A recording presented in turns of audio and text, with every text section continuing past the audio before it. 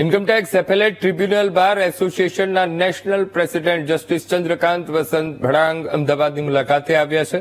ત્યારે અમદાવાદમાં તેમણે નિવેદન આપતા જણાવ્યું કે ઇન્કમટેક્સ એપેલેટ ટ્રિબ્યુનલ બાર એસોસિએશનથી ગુજરાતના ઇન્ફ્રાસ્ટ્રક્ચરમાં સુધારો થયો છે. પહેલા જે કેસ 10 થી 15 વર્ષ ચાલતા હતા તે હવે ફક્ત 3 મહિનામાં જ ક્લિયર થઈ રહ્યા છે, જેને લઈને ગુજરાતમાં અને દેશમાં બિઝનેસ એન્ટિટીમાં વિશ્વાસ વધ્યો છે. અત્યારે ભારત વિશ્વનું ત્રીજું ઇકોનોમી એ બનવા આગળ વધી રહ્યું છે. ત્યારે ભારતને ત્રીજું ઇકોનોમી બનાવવામાં income tax appellate tribunal bar association એક ખૂબ મહત્વની ભૂમિકા નિભાવી રહ્યું છે.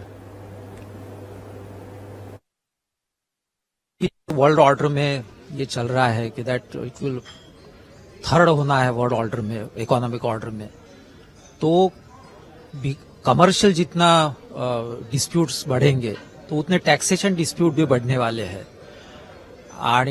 एंड अहमदाबाद में जैसे गिफ्ट सिटी हुई है अभी, तो इसके कारण यहाँ के जो कमर्शियल डिस्प्यूट्स है उनके कारण टैक्सेशन डिस्प्यूट भी बढ़ने वाले हैं.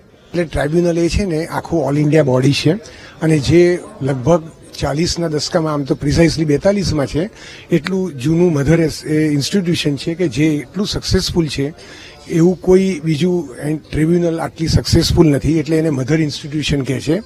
અને જેણે લોકોના જે ટેક્સના ડિસ્પ્યુટ છે એ પૂરા પતાવવામાં ઘણો જ મોટો ભાગ ભજવ્યો છે.